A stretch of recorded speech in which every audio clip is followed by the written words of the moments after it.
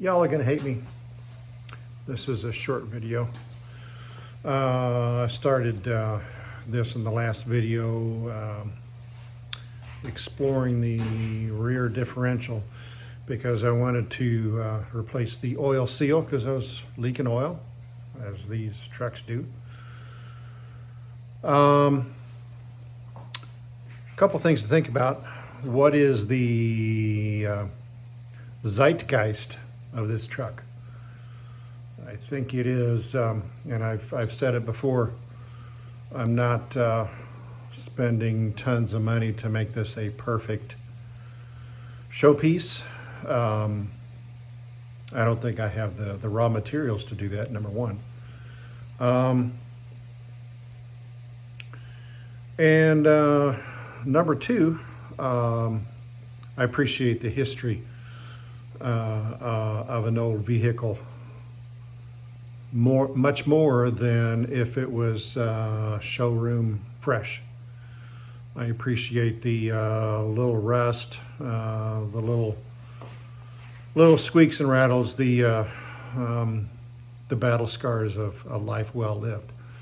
So that's what I'm doing with the truck. And if it's not for you, you can go look at other videos, I guess. Also, number two, I just retired a couple weeks ago, 3 weeks ago. So I just don't have the tons of money just flowing in as I used to. So I need to live through this retirement phase a few months just to see how my finances are all going to work out. So I will take a look at that and see where I need to invest my money. But long story short, the rear differential years ago had water in it and damaged the ring and pinion gear. There's also some rust damage on the bearings, although they don't feel that bad. I could rebuild it myself or try to, but again, parts are expensive, and I'm not quite sure I have the skills to do it right. I don't want to pay the big money for the parts and then damage something and then have to pay somebody else to do it anyway. So I got an estimate for that. But in the meantime, I decided, just for giggles, why don't I just put it back in the truck as it is and just see what happens? It was working before. It wasn't making horrible noises. So I just decided I did replace the oil seal on it, and I believe that's going to seal up fine. I'm not going to be leaking oil all the time now. Spoiler alert, it's all back together. The rear differential is working fine. It's not making any horrible noises.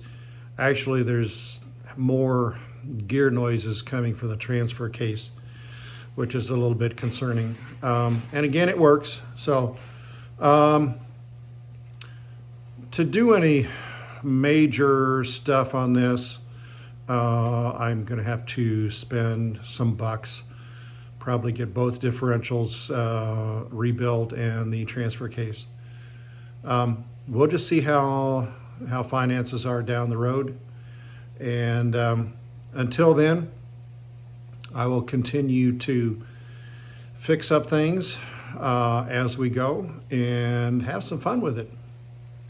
So, so here's some details of what I've done. It's a shorter video, but I thought this might want to stand on its own.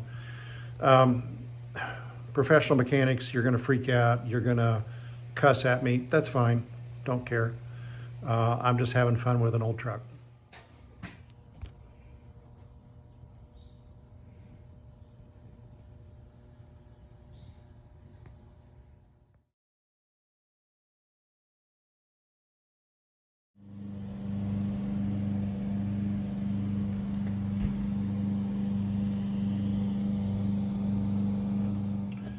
This poor yoke. I'm amazed at the creativeness of mechanics gone by. It's beat to crap for one thing. Is it possible that somebody brazed on this to try to fix the bearing or the seal surface? Dang, that's what it looks like. We repair these days with a speedy sleeve, but this shows you how really out of adjustment it was earlier. This shouldn't be here. This should be riding down here. So hopefully this is going to be okay. Very carefully filed on this so that it will slide down like that with very little effort. That way when I torque it in, it should be close to remotely correct. Sprayed it with some WD-40 to make it slide in there, but just hours of patient marking and a little bit of filing here and there. Soak the seal in gear oil for a while, overnight at least. Let that oil soak up in there. There's a leather seal in there, and you got to get that a little bit softened up. Used this stuff all around here.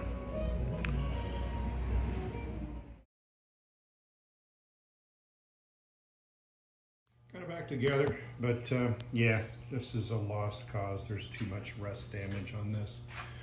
I didn't even spend much time making adjustments properly or whatever. I'll put it back in. If it works, I'll run it until it don't work.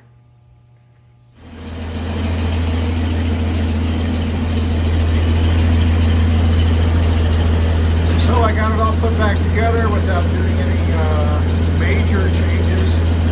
I did replace the seal on the front. That's about it. There is noise coming from the transfer case. There's no noise coming from the differential. It'll have to be rebuilt at some point, but not today.